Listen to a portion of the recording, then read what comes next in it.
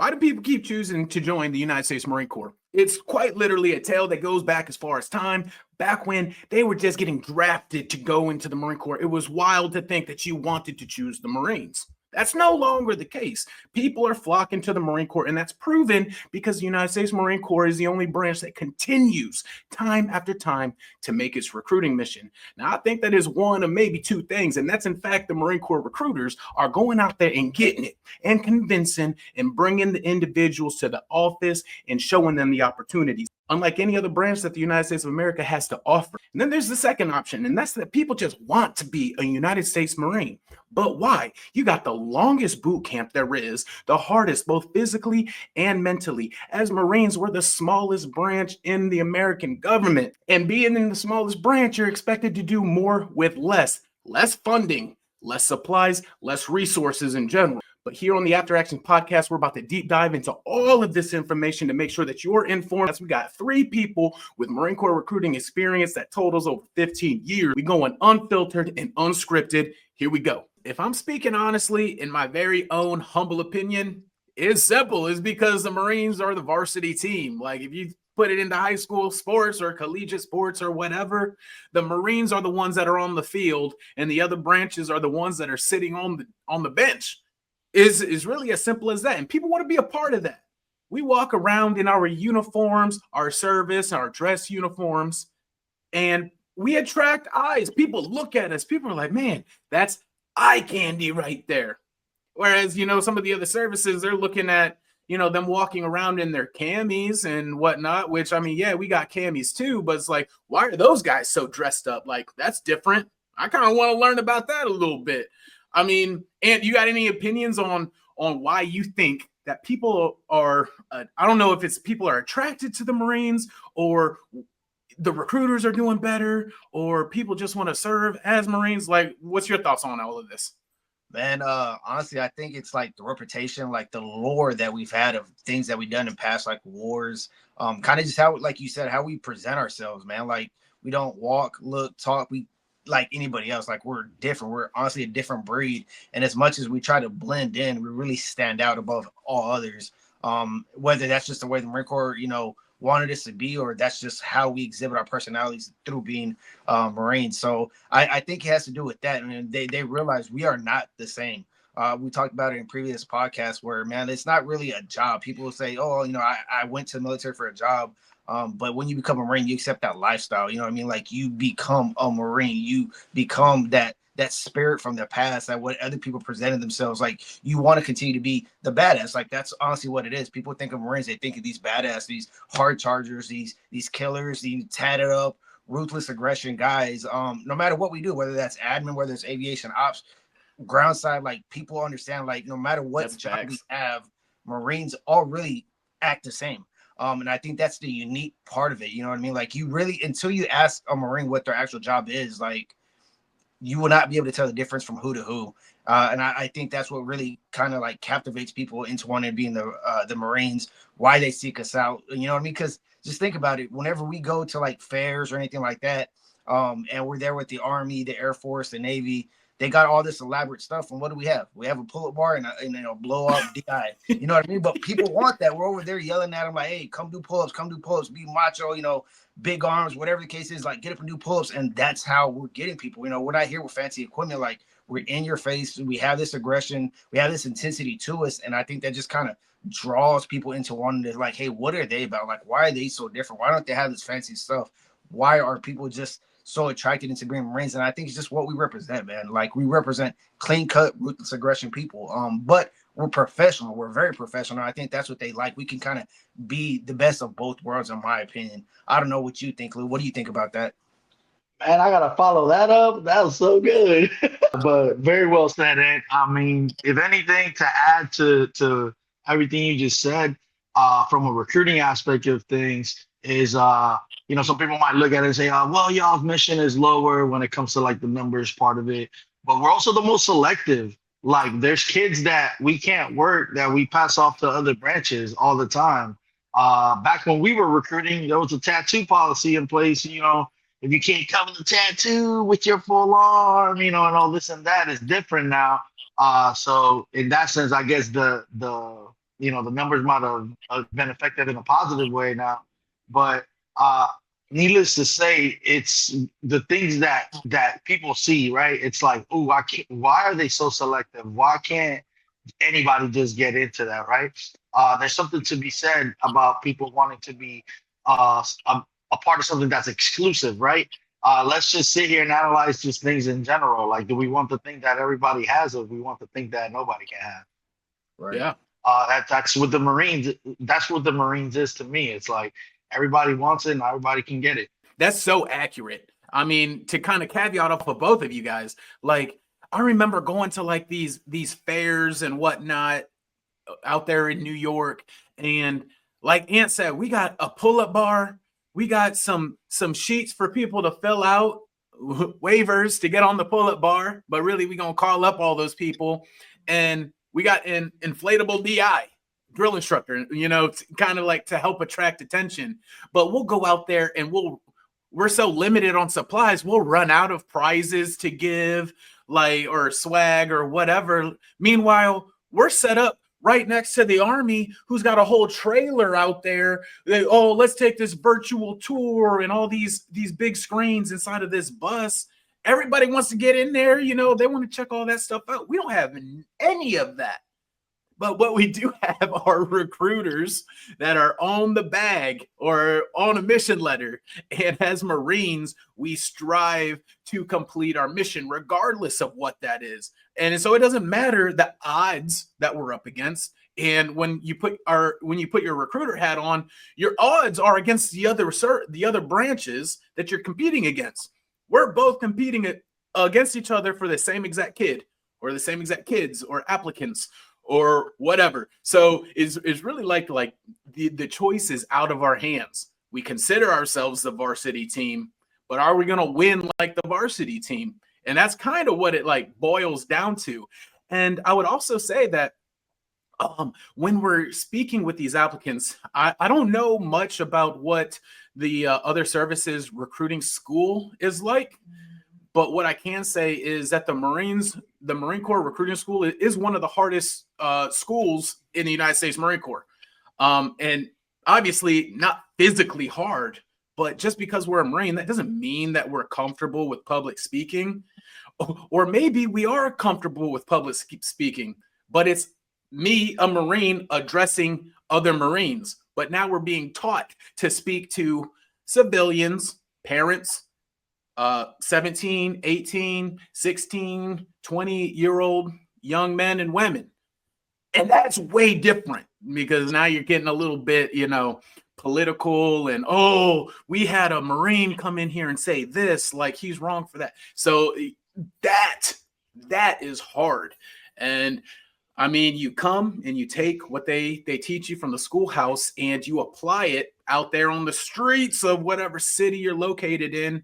And sometimes recruiters are successful with it. Sometimes they go out there and struggle with it. Lou, you've been a boss, you've been a career recruiter. Like, what's some of your experiences with having, your Marines go out there and try to attack the streets to accomplish the mission? Yeah, well, first I'll start off with myself. For me, it was like you said, the going out and talking to kids, and I mean, talking to your peers and talking to other people, like to people that may not know enough about it, are two different things, right? It's two different reasons why you're nervous. You're nervous in front of your peers because they know if you mess something up, they'll be on top of you, like, no, that's not right.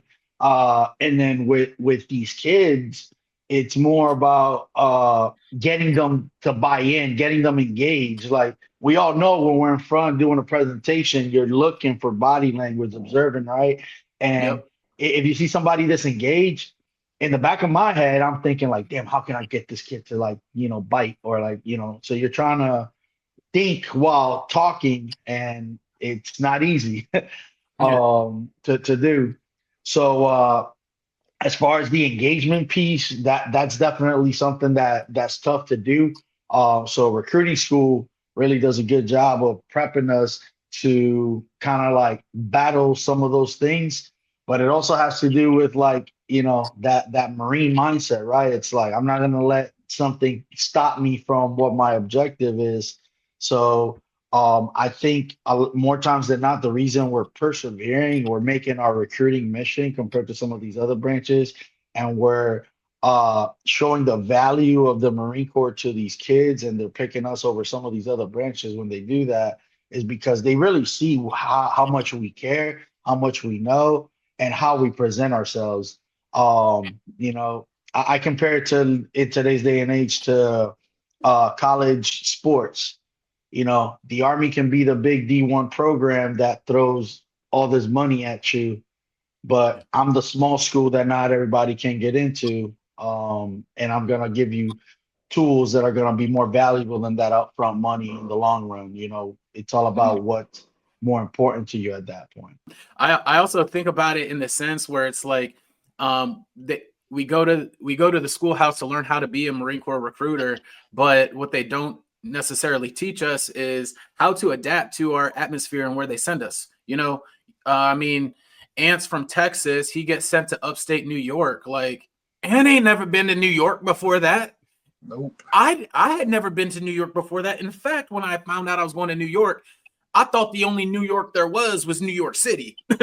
Next thing you know, we're going to upstate New York. Like, I don't know anything about it. The sergeant major calls me while I'm still in recruiting school. And he was like, hey there, sergeant. Like, I'm your sergeant major. You know, I just wanted to see, like, you know, I just wanted to find out a little bit about you to make sure that you're a good fit for going to recruiting substation Syracuse. Like, if you don't mind me asking, like, what's your ethnicity? And I was like, well, sergeant major, according to the Marine Corps, I'm black. And but technically, you know, I'm half black, half white. And he's like, oh, okay, gotcha. You know, not that it really matters or anything, but like, what do you look like? And you know, and this is my very first time like communicating with like my senior leadership on my ethnicity. When has that ever mattered in the military? There's a reason for that, though. Of course, as I learned, yeah, there's a very good reason for that, because like, will I fit in that AO? You know, unfortunately, sometimes the wrong person, whether that's their ethnicity, their actual skin color, their personality, the wrong person can go to the wrong zip code and they go out there and they struggle. And recruiting school doesn't teach us that. It teaches us, like, when you say these things, they typically will combat you with these things. How are you going to battle that disinterest to make sure that that person joins the United States Marine Corps? And that was a whole struggle because, you know, yeah, I'm black and white, but I'm going to schools where I'm the only black person in 15 miles from the school. You know, I think people were coming up to my display table just so they could get a better look at me. And you know, that can be kind of awkward, but you know, hey, I was able to adapt to that, you know, and that was just my personality. So but yeah, I mean, I think the big takeaway is that Marine Corps recruiters, like, they have a certain amount of pressure from trying to accomplish the mission that they've been put on, as well as the pressure of just succeeding as a Marine. Like, we're in a natural competition with not just the other services, but with our peers in that same recruiting office. Like, if somebody sees me doing well, you know, they're going to be like, well, what the hell am I doing wrong? Like, you know, how is this person putting in 3 people and, you know, I'm struggling to throw a kid on deck? And those are all things that you kind of have to be ready to go through. The Marine Corps, just like every other branch, has set benefits. You know, they're federal benefits that are the same across the board. If you go into the Army, you're getting paid exactly the same as you would in the Marine Corps, exactly the same as you are in the Air Force. And that's a misconception that's out there. And can you talk on any of the misconceptions that are out there that you kind of experienced in your time out there on the streets? Man, I think the biggest thing that comes to mind when it comes to misconceptions about the Marine Corps, well, there's 2. I will say the first thing is that the only job that the Marine Corps has to offer is the ground side, which is 100% not true. Like, obviously, that's the biggest part of the Marine Corps is the ground side, and every other job that you do in the Marine Corps is to support the ground side. But I mean, yeah, as we know, I came to know as a recruiter, like, man, there's hundreds of jobs to do in the Marine Corps. So, you know, actually getting in front of a group of interested individuals, telling them like, no, you could be legal if you want to be legal. You can be admin. You can be a helicopter mechanic, whatever the case may be. Like, there's a lot of other jobs. Like, people like, oh, I thought the Marine Corps was literally just ground side. Like, nah. So that's a big misconception there too. But I think one of the things that I, personally encountered that really blew my mind is having a family, which is crazy. you know what I mean? Yep. I remember one of my police, he had asked me like, hey, I got a varsity football game this Friday. Like, do you mind coming down and support? I was like, absolutely. And I was so new at the time. I think I remember actually talking to you, Lou, and I was like, hey, like, I'm gonna go to this game. You cool with it? You're like, yeah, it's a great way to kind of just represent yourself to the school that we support their students. And I was like, hey, you mind if I bring my family? You're like, absolutely, go ahead and bring them. So I was excited just to, be able to, spend time with my family while working. So I go out there and, I'm sitting down there in the bleachers. I have my family and everything like that. And, this pulley, he sees me and he's like, sir. So, I go down to the gate and we're talking and stuff. He's like, who are you with? And I was like, my family. He was like, oh, you're allowed to have it in the Marine Corps. And that blew my mind. You know what I mean? I guess because, they see us as always deployed out to different countries and stuff like that, that you can actually have a family and they can actually travel with you. So like the misconceptions of what, they think the Marine Corps is to what it actually is complete like night and day, man. It really is night and day. And like I said, the biggest thing is a job. There's plenty of opportunity out there for people, whether it's welding, hey, I want to just weld. Hey, whether it's I want to freaking cook. Like, there's so many things out there. And I think that's what the Marine Corps recruiters do great. You know what I mean? Like, I'm telling you about everything about the Marine Corps. And another thing is that if I don't know, I have other recruiters. I had you, Dom, I had Lou, and we come from different backgrounds. So if there was someone that was interested in admin, I was like, oh, I got the perfect person for you. Hey, Dom, you got a second? Can we sit down and talk about this kid? He's interested in admin. Can you tell him how your daily life goes back in the fleet? Or if you wanted to be, hey, I want to work on tanks, or I want to be in a tank and shoot shit, I'm like, Lou, come talk to this guy real quick. Like, he's interested in doing what you wanted to do. So having all these jobs and having Marines that do these different jobs, like, kids were just like loving it. They were so interested because, again, it wasn't just about infantry side. They could go be a flyer if they wanted to fly. They could do so many things that the Marine Corps, I guess, doesn't do well to represent. Because when you look at all the commercials that we have, it's always on the ground, hard charging, first to fight, which is our motto. We are first to fight. Like, we love being out on the front lines. Like, that's what we do. That's why we're Marines. That's why we're riflemen. But I have a specific job that I do that a lot of people don't know, that there's opportunities out there to do. So to me, that's the biggest misconception when it comes to the Marine Corps, honestly.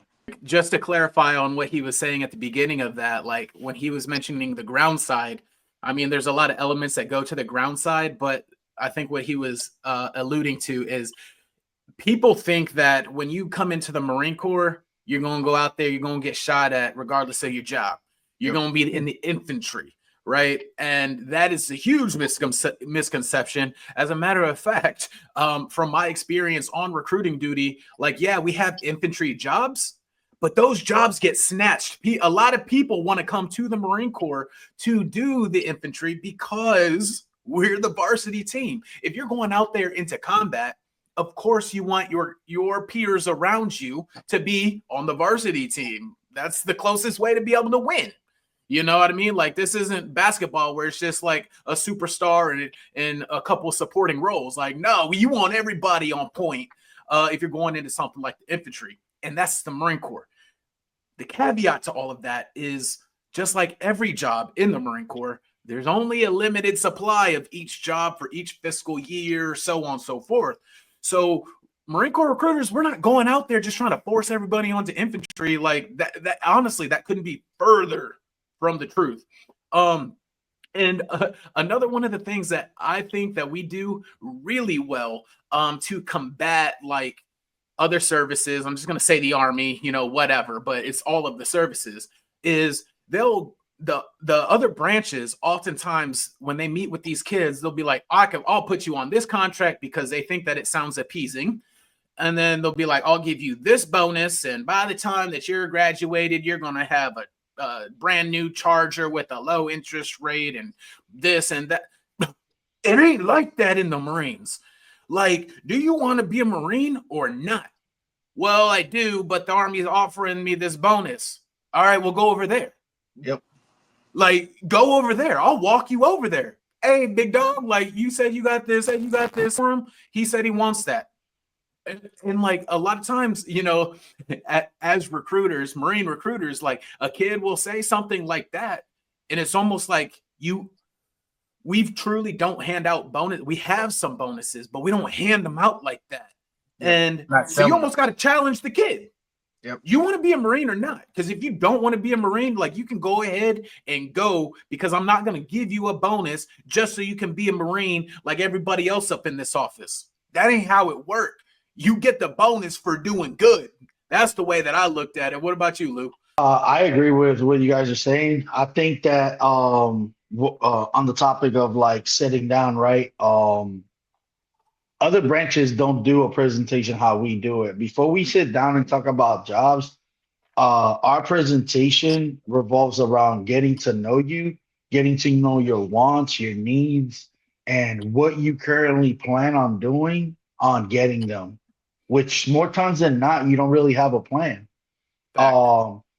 At that point, we tie in the Marine Corps and how it can help you accomplish those things. We're not even talking about jobs. Sure, like if it's like a big thing for that individual, we'll sit down and go over some job options and things like that. But people more times than not that are joining for very specific things, and a job, while it is important, isn't the number one reason people come into the Marine Corps. So right off the rip, like you said, if a kid's coming in like, well, the Army's offering me this, I'll go like, yeah, go over there. You don't want to do research on where that money for your bonus is coming from, by all means. Good luck using that GI Bill later on. That's all I say. Facts. Yeah. But at the end of the day, what it comes down to is people want to be Marines and they want to set themselves apart. And I think that if you really nail it down as a recruiter in that interview, you'll have that buy-in from that individual person. One of the kids that I was working, he was very interesting individual to say the least.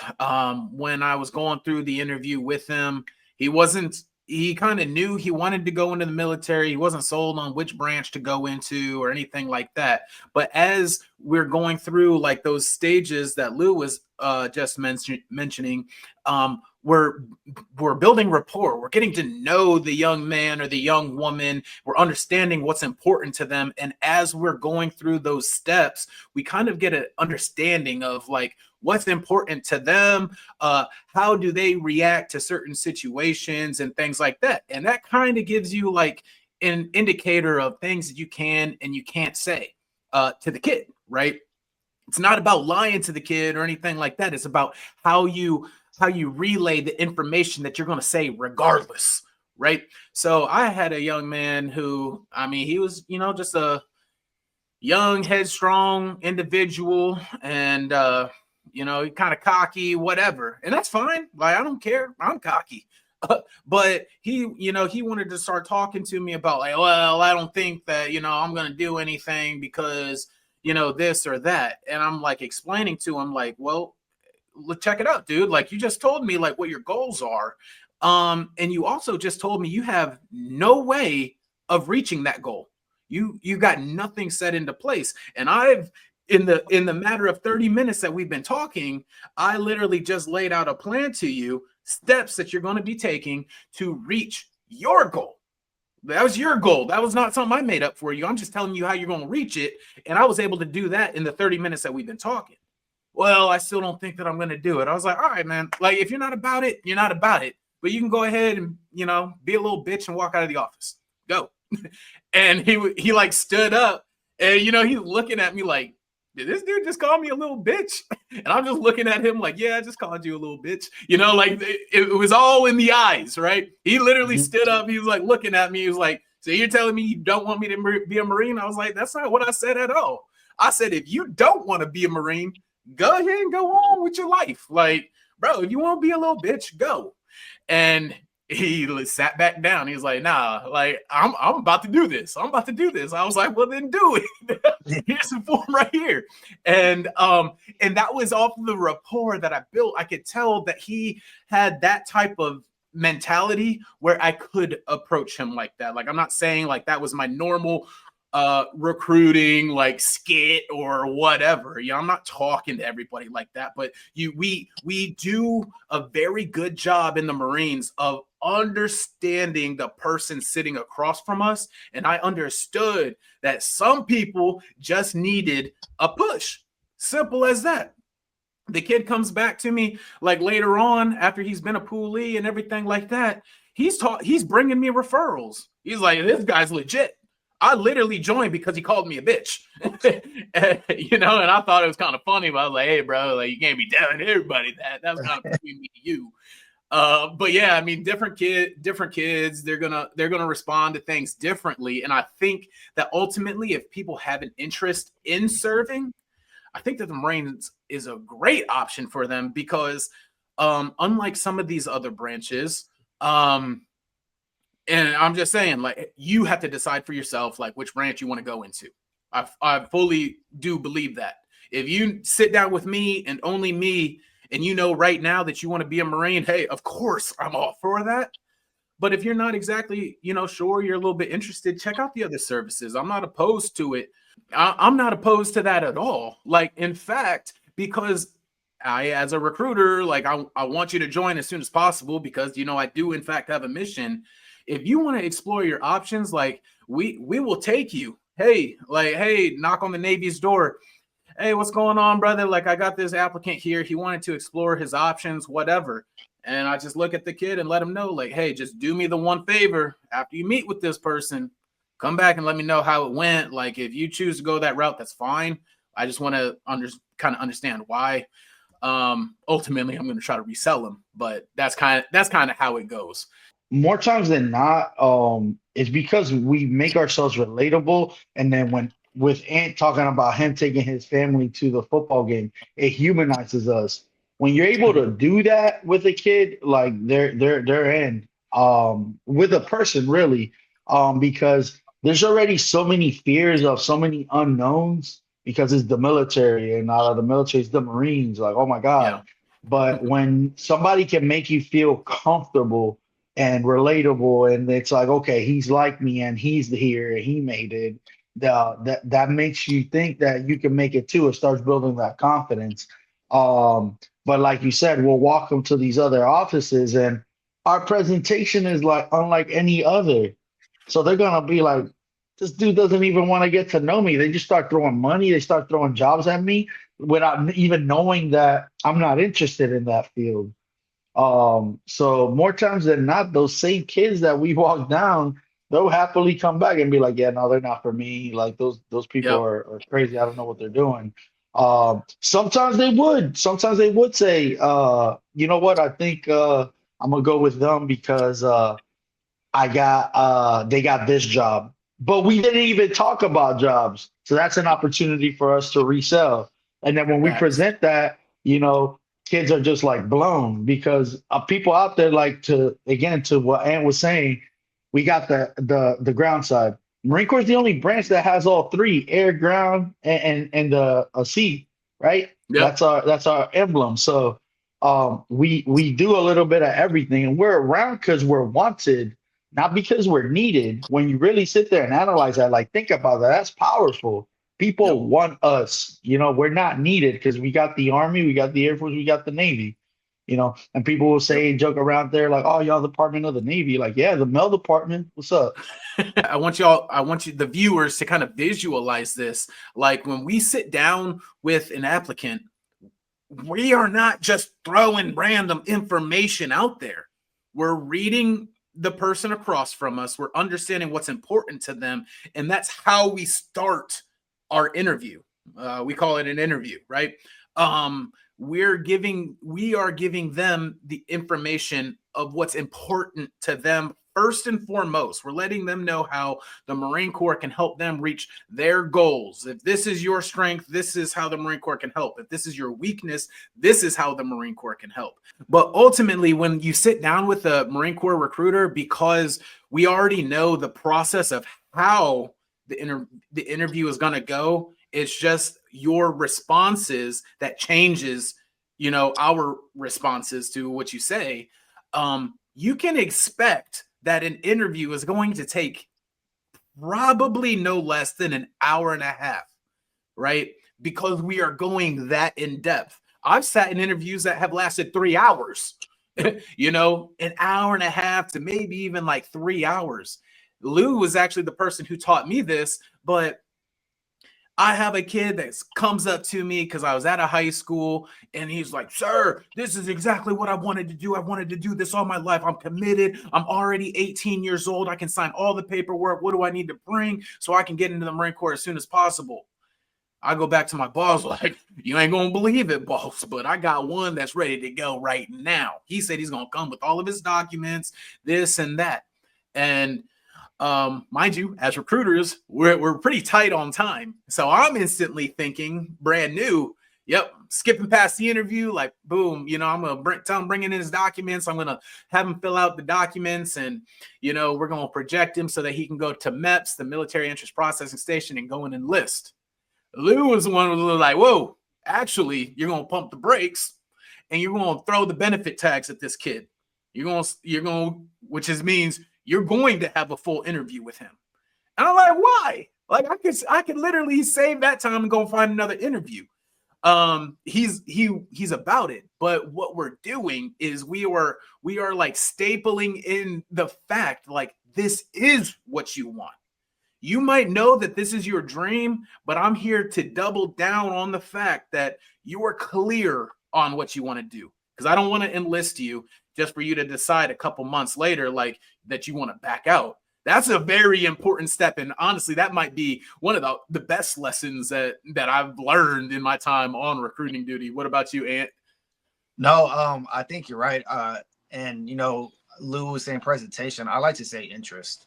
And I think that's what really separates us from any other branches, because I'm generally interested in knowing that applicant. And you know, like, it starts from the first moment we make contact. Like you were saying, like, they come up to me like, "Oh, I want to be a Marine. I've always wanted to do this." And I'm like, "Why?" So I'm talking to them and I'm getting information from them there. And then, of course, I do my screening out process, realize, hey, they're qualified to sit down and have that interview. So by the time that I actually screened out and they're qualified to actually do that interview, when they come in, you know, a day later, you know, a couple hours later, I've already kind of built of what I want to say to them to have them get the stuff that they're actually trying to get out of life, not just in the Marine Corps, out in life, but the Marine Corps is going to be that tool to help them achieve those goals.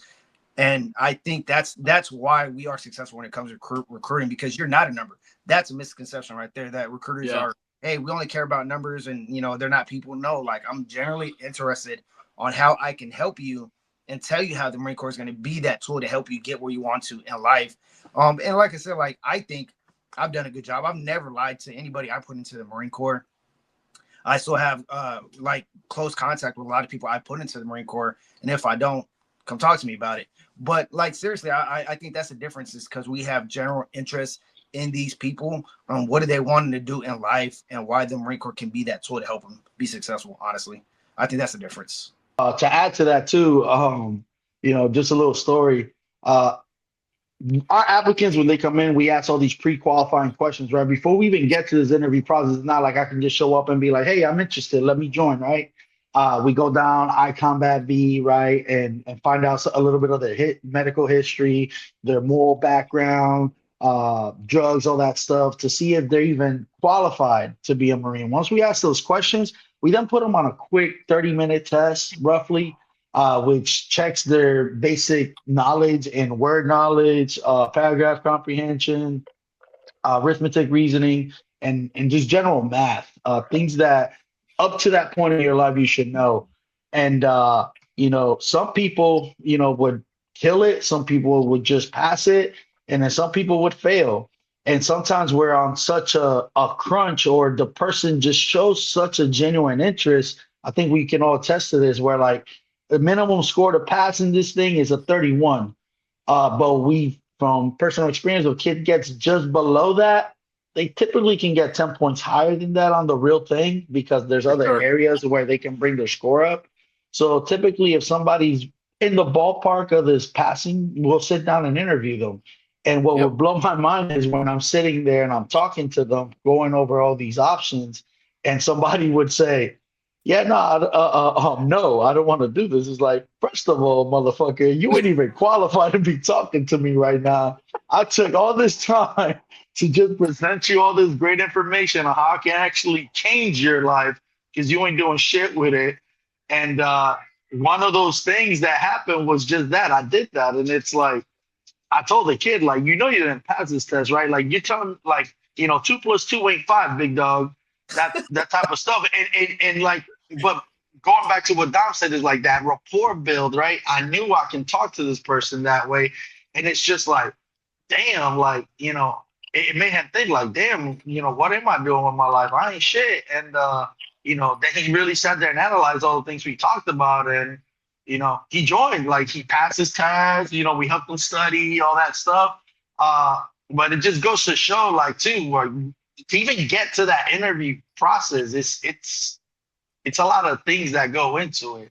It's not Yeah. just I woke up today and I'm gonna be a Marine. No, it doesn't work that Yeah. It's like, okay, Megan Levy. I'm just kidding. Like, honestly, like I couldn't agree more with everything that you just said, Lou, because I mean, I've certainly worked with people who have they ain't pass on the enlistment screening test, that little 30-minute test. First of all, it took them longer than 30 minutes. And then they went ahead and failed it anyway. But you know, just based off of their interest, I'm also confident in my delayed entry program where if they scored, you know, somewhere close, you know, I might know that I need to study with them. And I also know that I've got a poolee who's already enlisted that could use a referral. So, like, I'm going to spend that time. But then if I know that they just failed, they're supposed to get a 31, but they just scored a 21. And then I finished the interview anyways. And then they're looking at me like, no, I don't think that this is for me. Like, what do you really think that you're about to go out there and do, big dog? Like, this was a very basic test, right? Like, I mean, I'm not the smartest person in the world, but bro, like, I mean, I scored higher than that, you know. But what you learn out there on recruiting duty is that certain individuals, they just have like this disdain for the military in general. And I'm not saying it's like because of their parents, but a lot of times it's from their environment. You know, their environment tells them that going into the military is a downgrade. Some of the most successful people that I know in my life today were in the military, are in the military, right? Like, being in the civilian workforce, that's tough life to live. But I'm sitting here trying to tell you that you ain't even passed this test and you looking down on what it is that I do. In a sense, it's kind of like I want to take offense to it. But, you know, I also, you know, got to take a step back and realize maybe this person just isn't fully informed. And that's when I start asking more questions like, okay, so you didn't pass the test. I explained to you how you're going to reach your goals, but please, like, can you please just like clarify to me for my own knowledge, like, why isn't it an option for you? Like, why don't you see this on the cards for you? And you know, sometimes they have valid reasons, you know, and I'm not saying the military is for everybody, but what I will say is the Marine Corps, the military is a great option for everybody, regardless of your background and where you come from. And it's just really ultimately up to you to make that decision. So Dom, I think when you talk about disinformation when it comes to the military, I think that's a great freaking point too, because especially us going into high school, like what are these high school, you know, kids taught? Like, hey, only way to further your education is go from high school straight to college. So you know, everybody knows scholarships are hard to get. So unless you're doing some outstanding stuff and your grades are super high, some people ain't afforded the opportunity or able to get these scholarships. But they're telling them like, hey, either go to, you know, from high school, go straight to college or go to community college. But they don't want to talk about the military, the Marine Corps. Like, we can send people to college. You know what I mean? Yep. Whether it's MESEP, whatever. If you're just going into, you know, enlisted and then you're going using your TA, like you can get college through the Marine Corps. But they're already taught against. Hey, like you said, like the military is not something that beneath anybody. Oh, last resort. Like, let me join the military. Like, that's a feasible option for a lot of people. And they don't know that because they're not being told that. And that's the reason why us recruiters were in these high schools. You know, we're trying to tell them like, hey, like we want you to get educated. The Marine Corps wants educated Marines. You know, as smart as I'm not, the Marine Corps wants people to go to college. And so that was one of the biggest things I really enjoyed when it came to actually sitting down, talking to them and being, you know, finding out, hey, what do you want to do? Well, I really want to go to college. All right, big dog, what are you doing to get to college? I don't know. My grades are ass. I'm like, okay, what do you think you need to do? I just don't know how to focus. Marine Corps can help you fix that, because boot camp, you're going to learn how to focus real freaking quick. And on top of that, after you realize you can focus, whenever you set your mind to it, we're going to go and hook you up with that TA whenever you get into the fleet, Marine Force, and go to college, paid for by the Marine Corps. And then whenever you decide to get out, if you want to get out, you can go to use that GI Bill that you're able to use and stuff like that. So I think what you said is great. Like, there is so much disinformation when it comes into the military, when it comes to the Marine Corps and what you can actually do. Like, a lot of people think, hey, I joined the military, I can't be successful outside of the military, but that's not true. I mean, look at you. Like, I look at you, both of you and Lou, like, y'all did y'all's time. You decided, hey, it's time to get out. It was right for me. And y'all are still there successful. Like, the Marine Corps could breed that success into you, whether it's just determination, you know, actual skills when it comes to degrees, certifications that you can use inside the real civilian sector. Like, there's so much information there that people are not being taught. And I think us as recruiters, we do a great job of getting in there and actually presenting that information and have them understand, like, there's another avenue, there's another approach to getting what you want. It's just through the Marine Corps, if that makes sense. Yeah, that makes perfect sense. And the common reason why a lot of these schools are pushing college and not mentioning the military is because the more kids that a public school is going to send to college, the more funding that they're going to get, like, per capita, if that makes sense. So it's like every time they send a kid to college, the school gets funded more money. They don't get funded money for sending kids into the military. Okay. So what you really need to understand are these schools and these teachers and these guidance counselors looking out for the school's best interest or your best interest? And I just want to clarify on that. I'm not talking down on the schools and the education systems. I just want to clarify, you need to understand that fact to figure out what the best option is for you. Because I chose not to go to college, and by the time I made it out of the military, I had already earned a degree. Since I got out of the military, I have earned another degree, and I'm close to earning my third.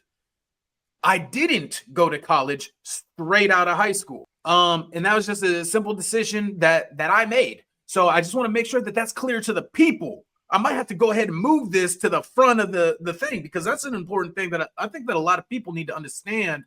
And I want to make sure that it's captured. So if you like information like this, make sure that you're liking the video. Make sure that you're subscribed to the channel, because we talk about these things all day, every day, and every now and then we capture it on camera just like this here on the After Action Podcast. So make sure you like the video. Make sure you're subscribed with the notifications turned on. We're going to get into everything that you want to hear. So stay tuned.